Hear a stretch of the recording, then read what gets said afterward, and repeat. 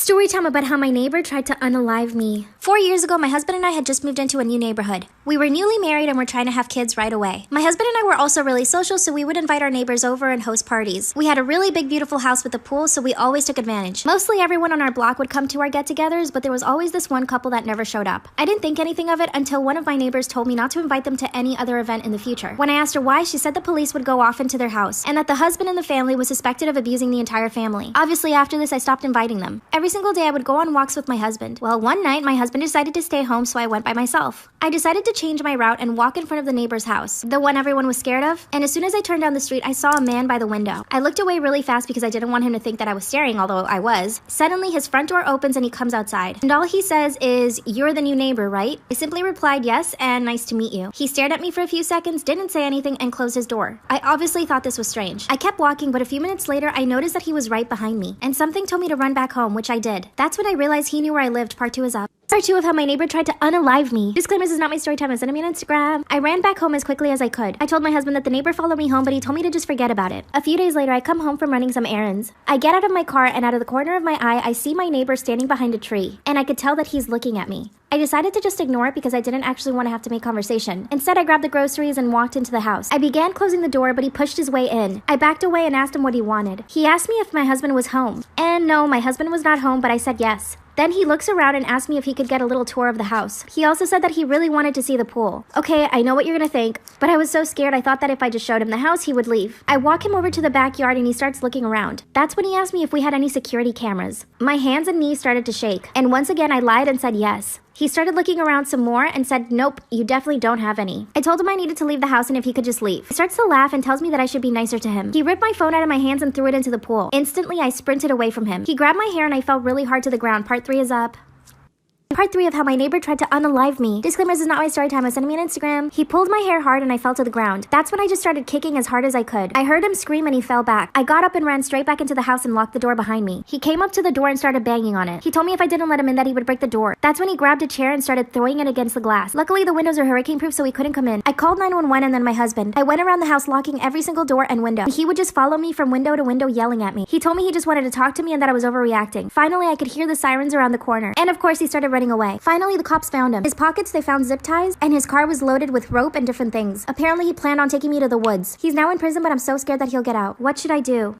Story time about how I caught my mom hooking up with my guy best friend. Disclaimer, this is not my story time. Send me on Instagram. My best friend and I have known each other for 7 years. Let's call him Mark. Mark and I met when we were in school, and we have been inseparable since then. Everyone's constantly telling us that we should date, but we're not into each other like that. Last year, my parents started fighting a lot because my dad found out that my mom cheated on him. And she cheated on him with my dad's best friend. My mom's the kind of woman that constantly seeks attention from men. And growing up, she weirdly competed with me. Like anytime I liked a boy, she would flirt with him in front of me. So yeah, my mom's not the best when it comes to stuff like that. So when my dad found out that my mom was cheating on him, I basically just wanted to keep the peace, and I convinced my dad to not get a divorce. Huge mistake. Fast forward to 2 months ago. Mark was just about to turn 20, so I had been planning a birthday party for him. Because of COVID, I was only inviting our immediate family and close friends. And of course, my mom had to interject and wanted to help me plan everything. I told her several times I didn't need her help, but she insisted. Let me just say this, before any of this happened, it never occurred to me that my mom was even attracted to Mark. I saw him as like a brother to me, so I assumed that she would see him the same way. My mom and dad kept arguing every single day. Mark would come over and he would just let me vent to him. The day of Mark's birthday party is when I started noticing some weird things. My mom, of course, had to drink a lot of champagne, so she was getting a little tipsy. She insisted on dancing with Mark and like making this big scene, so they started dancing. More people joined the dance floor and it became like a real party. A few hours later, I see my mom and Mark sitting on the couch, but my mom is crying her eyeballs out, complaining about my dad, and Mark is just there listening to her. I mean, she's putting him in a weird position. I literally had to peel my mom off of Mark and take her home and put her into bed. Thankfully, Mark just thought it was funny, so he didn't get upset. A few weeks later, I come home and find Mark in the kitchen with my mom. Once again, my mom is drinking and complaining about my dad. And once again, Mark is just listening to her. But here's the thing. My mom was standing there in a bikini, supposedly ready to get in the pool. Part 2 is...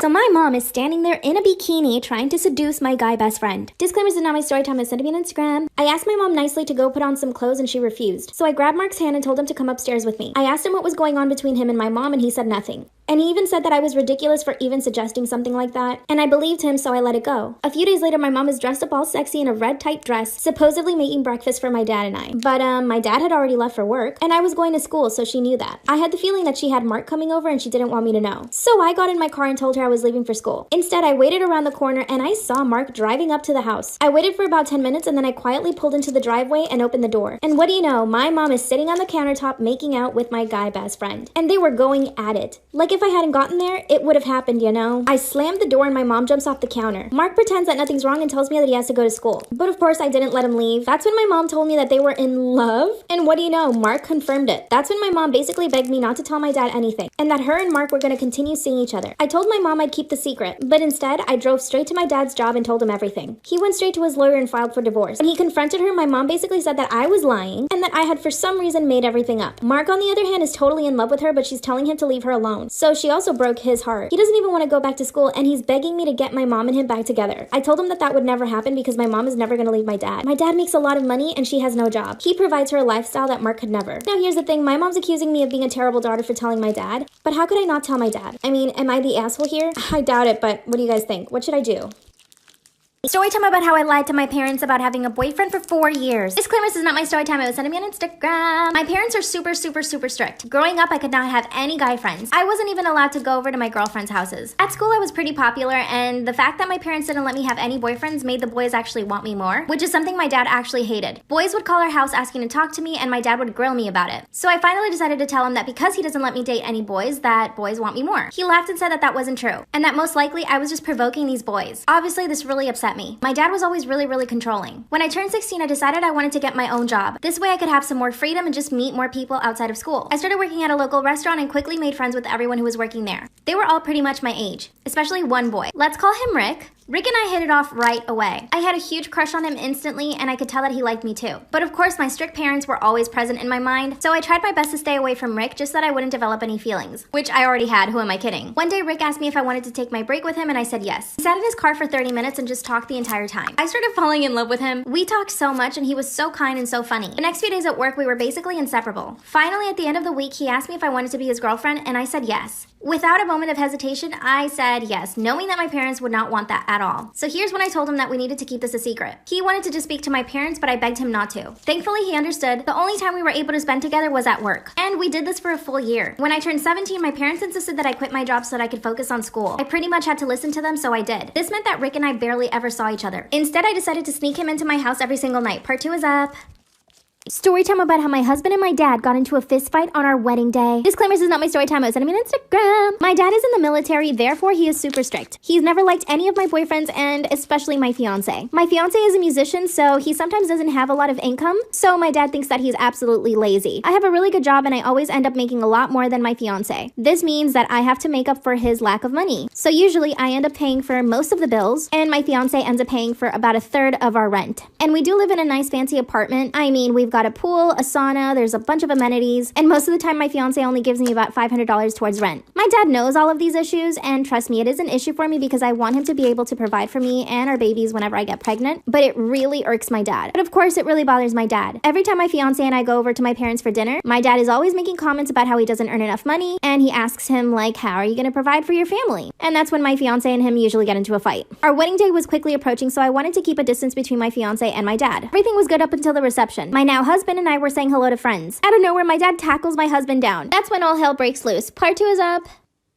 Part 2 of how my husband and my dad got into a fist fight on our wedding day. Disclaimer, this is not my story time. I was sending me on Instagram. So my dad body slams my new husband onto the ground. Then, of course, all of my husband's friends come attack my dad and try to pull him off of my husband. By the way, my dad is super strong. Like I said in part 1, he's in the army, so he's built and super strong. My dad and my husband were pummeling each other. They were even kicking each other on our wedding day. And yeah, I'm in my wedding dress crying while everyone else is going crazy. Luckily, I invited a friend and her boyfriend is a cop. So he went up to my dad, who was clearly the stronger one in the fight, and was able to restrain him. When they were finally separated, my dad started yelling at my husband, calling him a liar and a cheater. And when I heard my dad say that, my stomach dropped. I knew that my dad had my back and that he probably found out something about my husband. My dad grabs my hand and pulls my mom into a separate room. Then he shows me pictures of my husband with another woman in a parking lot. That's when my dad explained to me that he didn't trust my fiance, so he decided to hire a private investigator to follow him around. Remember in part 1 I said that I was paying for almost everything in our relationship? My dad really hated this, and he was convinced that instead of going to work, my fiance was spending time with another woman. And guess what? He was right. Of course, my dad felt really bad about causing a whole scene, but that's when he told me that we had to annul the marriage. I honestly didn't know what to do at the time, so I told my dad that I needed to speak to my husband. My friend's boyfriend, the cop, was there the whole time. He took my dad out of the room and then brought in my husband. Of course, my mom stayed in the room with me to have some backup, and we grilled my husband for about 20 minutes. First, he denied everything, but when I showed him the picture that my dad showed me, he said it was just a friend. Of course, my mom and I weren't buying it. That's when he finally confessed that it was his old girlfriend and that they were just saying goodbye for one last time. That's when he showed me all the text messages between him and his ex, and everything was pretty innocent. I asked him why he didn't tell me that he was going to go see his ex, and he told me that he just didn't want any drama with my dad. The cop brought my dad back in the room. I asked him to stay inside while my dad and my husband and I talked. I explained to my dad everything that happened, but he wasn't buying his story. My dad kept saying that we just needed to get a divorce. My husband was crying and begging me to forgive him. Then my dad started attacking him again. Once again, the cop had to restrain him and he put him in a chokehold. Part 3 of how my dad attacked my husband on our wedding day. Disclaimer, this is not my story time. It was sent to me on Instagram. My dad attacked my husband for a second time. Luckily, my friend's boyfriend, who was a cop, was there and was trying to manage the situation. Basically, we called off the entire reception. So $7,000 right down the drain. My husband and I were supposed to leave that night to Greece. I told my parents we should still go on the honeymoon and they agreed. But obviously, my dad was really upset about it. But while we were in Greece, I caught my husband texting his ex again. This woman texted him saying that she missed him. Then he told her about the fight he got into with my dad. Then she said that my whole family is crazy and that he shouldn't have married into it. I confronted my husband and he told me that he needed her as a friend and that I just needed to deal with it. Then I told him that I was the one that paid for basically everything in our relationship, including most of our wedding and our honeymoon, and that he needed to be grateful to me and to my family. That's when he said that he would never speak to my family again. That's when I told him that the relationship wasn't going to work then. Now that we're back home, my parents really want me to get a divorce, but I'm not sure. Obviously, he has feelings for his ex and so does she. But I mean, I still love him. Why should I lose out? My husband is being super distant and barely talks to me. My dad is upset with me too because I haven't gotten a divorce. Should I just file for divorce? What should I do?